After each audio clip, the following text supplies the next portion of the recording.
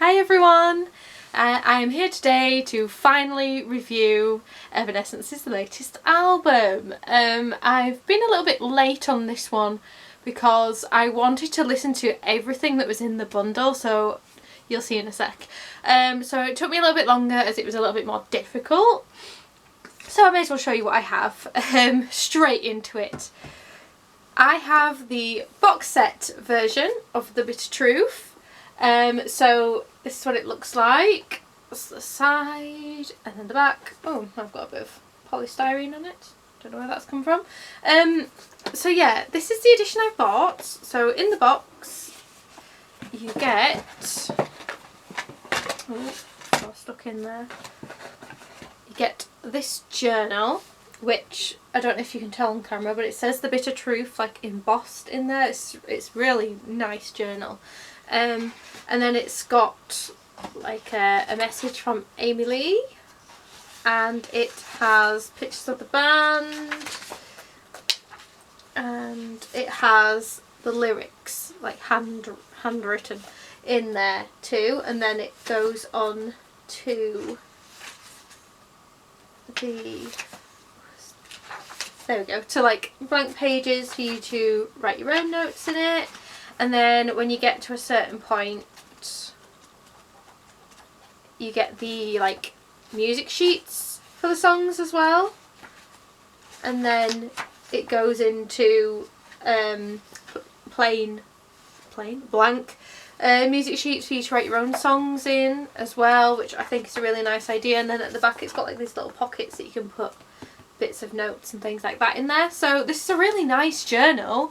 I probably won't ever use it because I'll want to keep it as it is, but for those who do use it, I think it's a really nice journal, and it's really interesting that it's got the music in there so that you can actually like encourage you to write your own songs.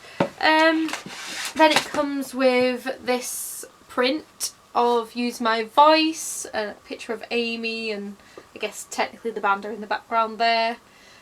Which, you know, it's a nice print. I'm not sure if I'm going to display it anywhere right now. It's still living in the box at the moment, but I'll have a look into it and have a think. Then you get a tape.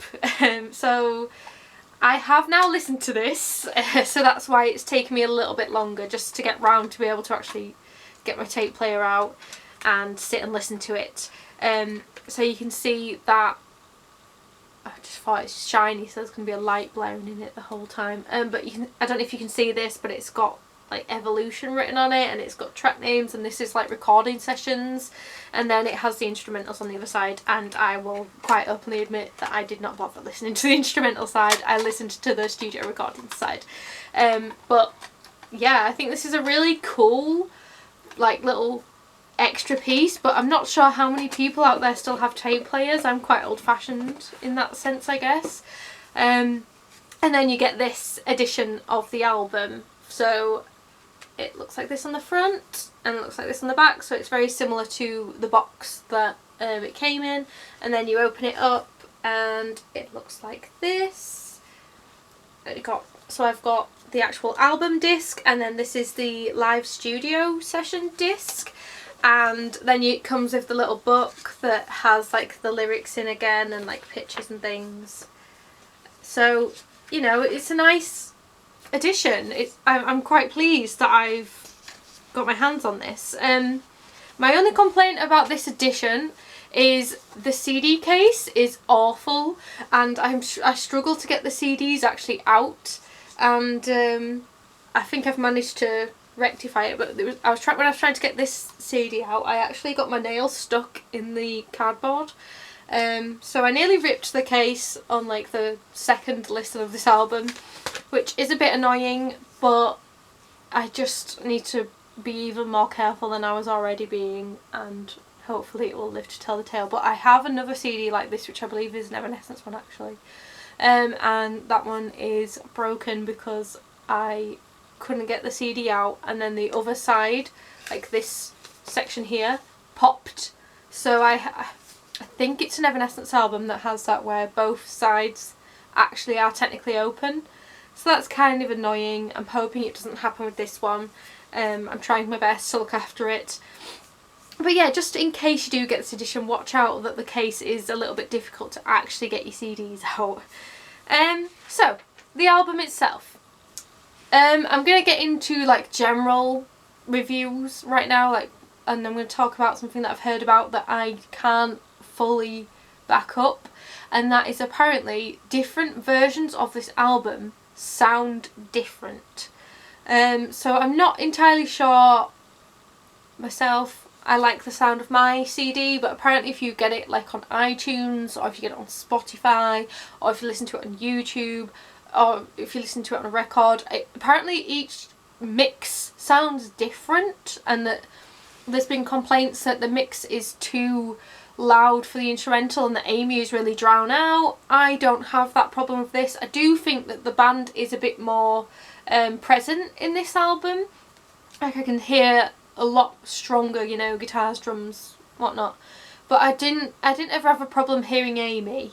So I don't know if that's just because I'm so kind of like used to listening out for Amy. I don't know. But I have heard complaints that the mixing is not good and that different versions of the album sound different. So if you had that issue, let's talk about it. Maybe you can explain to me kind of what you experienced. But for me, I didn't really have any mixing issues, but I can see, even just from the edition I have, that they have got that mix that's, you know, trying to get the whole band kind of sounding equally.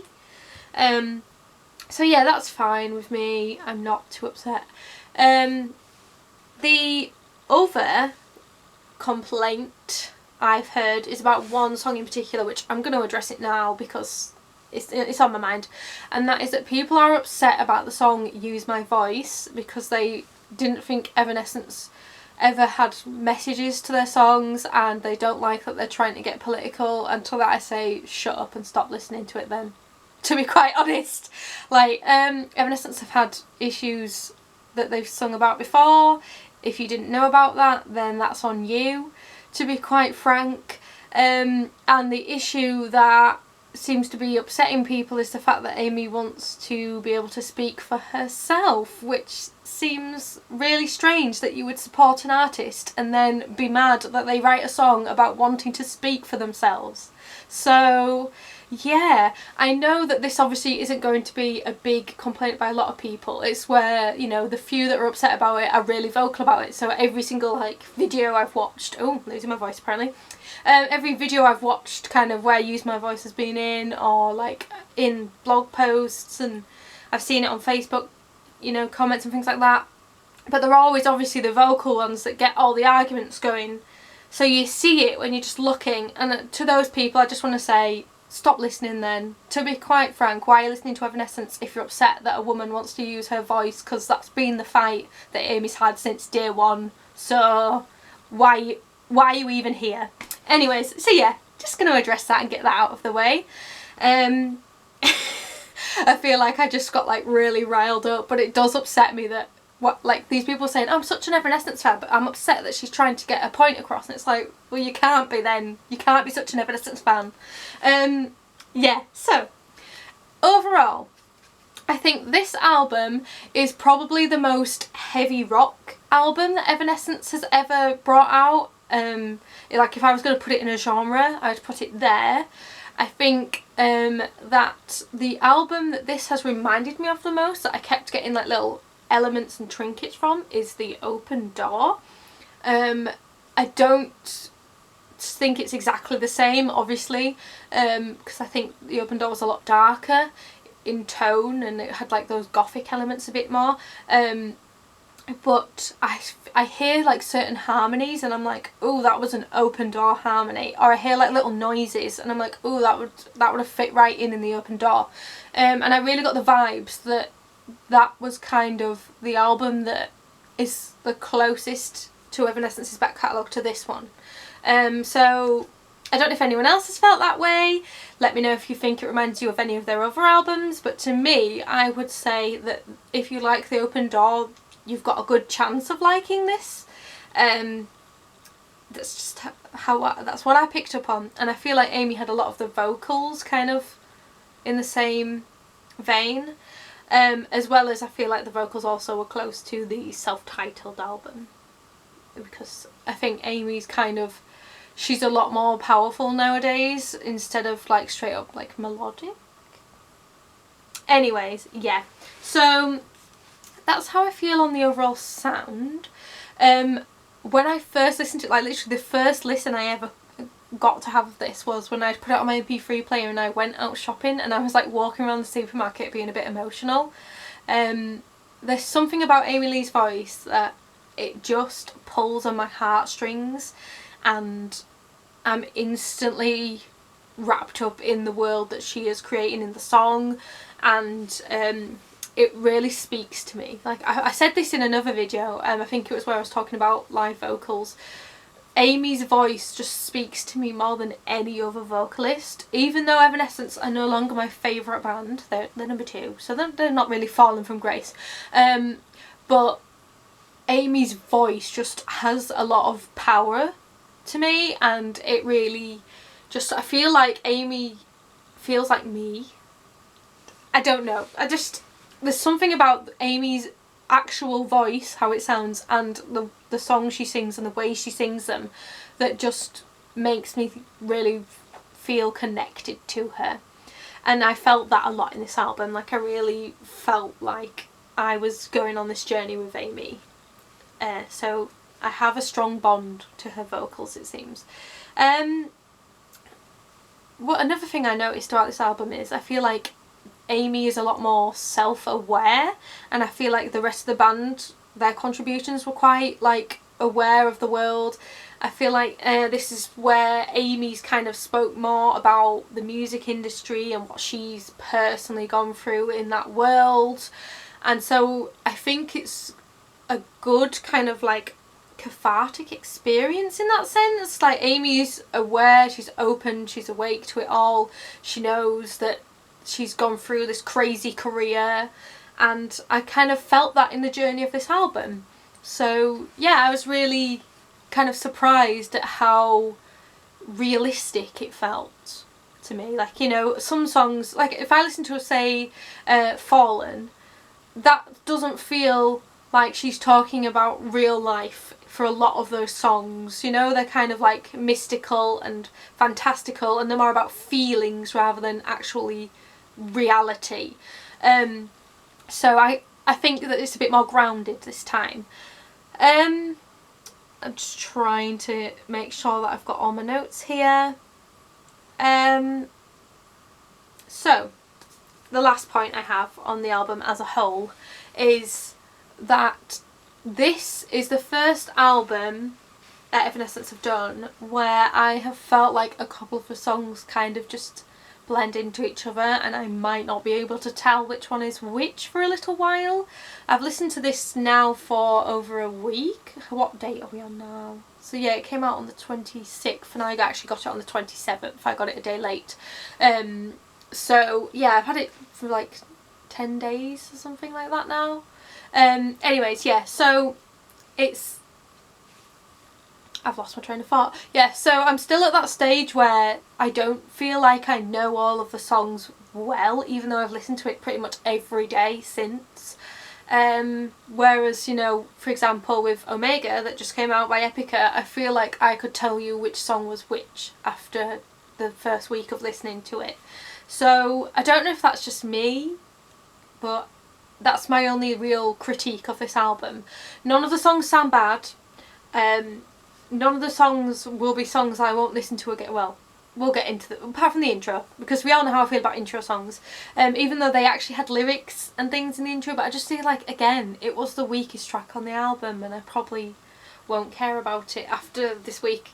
But yeah, like that's my one, I guess, criticism, is that a couple of the songs, and I couldn't, the worst part is I can't exactly tell you which ones, but a couple of them kind of sound similar, and I'm not 100% on which song is which at the moment, other than the songs that really stand out to me. So before even hearing this song, obviously I had heard the singles and the songs that they'd released prior, which was Wasted on You, The Game Is Over, Yeah Right, there was another one. Use My Voice, literally the one I've been talking about. So yeah, I heard those ones. Oh, Better Without You as well. So I'd heard songs before and I liked every single one, and the one that I actually liked the least before it came out was Use My Voice, but not for the reasons I've just talked about. I'm not the biggest fan of group vocals, and the woes I felt like were really overpowering, which actually comes back to my other point. I watched it on a YouTube video and I feel like they were really overpowering, but when I've listened to it on this album, I haven't felt that way, and actually the song's really grown on me in the kind of like last week or so that I've been listening to it. So there obviously is a mixing issue somewhere. But yeah, I actually really like that song, and this studio session in particular really like got me. That was when I really clicked and was like, actually I really like this song. So yeah, I have no issues. I'm just trying to think if there was anything else that I'd heard beforehand. But no, and my favourite song I'd heard beforehand was The Game Is Over, and that's still my favourite song now. Might change as I get to know the album. I know it has happened to me many times. But at the moment my favourite song is The Game Is Over, probably followed by Wasted on You, and then Use My Voice. And then I'd probably just put the rest kind of all in the same level than the intro. So yeah, I've really enjoyed it. I think this is a wonderful album. I just think that I'm not as attuned to each song somehow just yet, so I'll get to know it more. I mean, I'm seeing them in October, so you know I'm going to be listening to this so many times before then. Also, I want to say that I think Amy's vocals were just stunning as always. I mean, I've already said how emotional I was just walking around a supermarket listening to it, and that she just continues to grow, and you know, people say that she's not as good as she used to be are wrong. And I really just was invested the second I heard her voice. It speaks to me on so many levels. So yeah, that's the main album. Then, as I said, you get a studio disc, which is the one that I nearly broke my whole case on. And Amy sounds perfect. Honestly, she's got the voice of an angel. So, and I loved the fact that they picked such a nice mix of Evanescence's back catalogue. So, obviously, Bring Me to Life is on here. Of course it is. It's Evanescence. They have to put it in there or people kick off. And then it's got Wasted on You, The Game Is Over, and Use My Voice from this album. But then it has the only one from The Open Door, which I thought was a really nice choice. Sick from the self-titled, which I think, again, great choice. And then it has Going Under, which is from Fallen, which is nice. It's one of the better singles. And Lost in Paradise, which no matter where I hear it, that song triggers emotions in me. Like, that is a real, that's one I cried at when I went to the Synthesis tour. Like, I cried when she did that song because it just really catches my heartstrings. And then there's a cover of Glory Box by Portishead, I believe it is. Oh, I did know. Yes. Anyways, and that's great. It's probably my least favourite song of the lot just because it's not an Evanescence original, but it's not bad, you know, there's nothing wrong with it, it's fun. And then the last song is an actual cover recorded of Across the Universe, so it's like it's kind of a bonus track to the first disc because it's actually not a studio session song. And it's the only time I'll ever like a Beatles song because I can't stand the Beatles, and you can tell me in the comments how wrong I am and how I've betrayed the whole of England. But I don't like the Beatles. They annoy me so much. So yeah, that's probably the closest I'm ever going to get to liking a Beatles song, because I think Amy's version is lovely. But I'm not, it's not going to be a favourite anytime soon. So yeah, lovely 2-disc edition. Quick little thing on the tape. The actual studio recording sessions, oh, I'm probably blinding you with this tape, I'll put it down, I'm sorry. The actual studio recordings bits is about 20 minutes long, so the first the first side is only 20 minutes long, but obviously then the second side is the instrumentals of the album, so that's like an hour long. So there's like a lot of dead space on the first side, which is fine. You know, I'm probably never going to listen to it again because it's a tape, and you know, it's hard. It's not as easy for me to just stick a tape in and go. But there was some lovely little nuggets of the band. There was like experimental kind of technical side of things in there. There was some heavy instrumentals that I didn't think were in the album. I feel like there was a cut song in there somewhere. There was some really beautiful vocal points from Amy. There was some cute little talking bits in there, and I believe Amy's son can be heard at one point, which is cute. So yeah, it was nice, but it's not like there's no full songs on there, it is just clips. So if you're thinking it's going to be like a whole, like, third disc, if you will, it's not. It's only like 20 minutes of kind of like, you know, minute or two long clips here and there of bits and pieces making the album. But it was fun, and I think it's a great addition to this album. I'm glad that I've listened to it, and I'm happy to own it.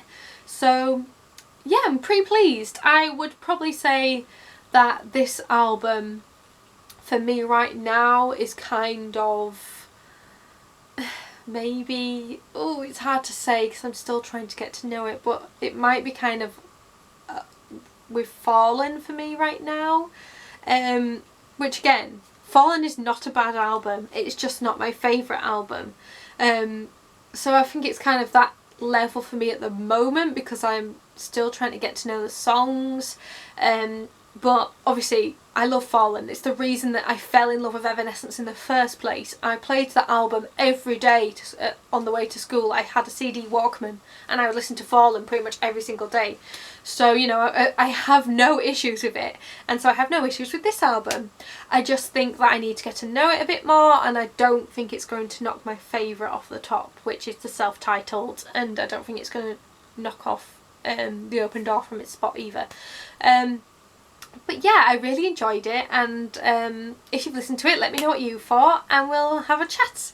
So thank you so much for watching, and if you would like to follow me, I am on Instagram. I am Fangirl Vicky. Vicky is spelled V-I-C-K-E-Y because I spell it wrong. And I do talk about bands and things on there too, as well as books and things I'm a fan of. Video games. I do a lot of makeup-y bits too, but you know, if you like that, cool. Yeah, let's have a chat and tell me what you think of this album. Thank you so much for watching, and I'll hopefully see you soon. Bye!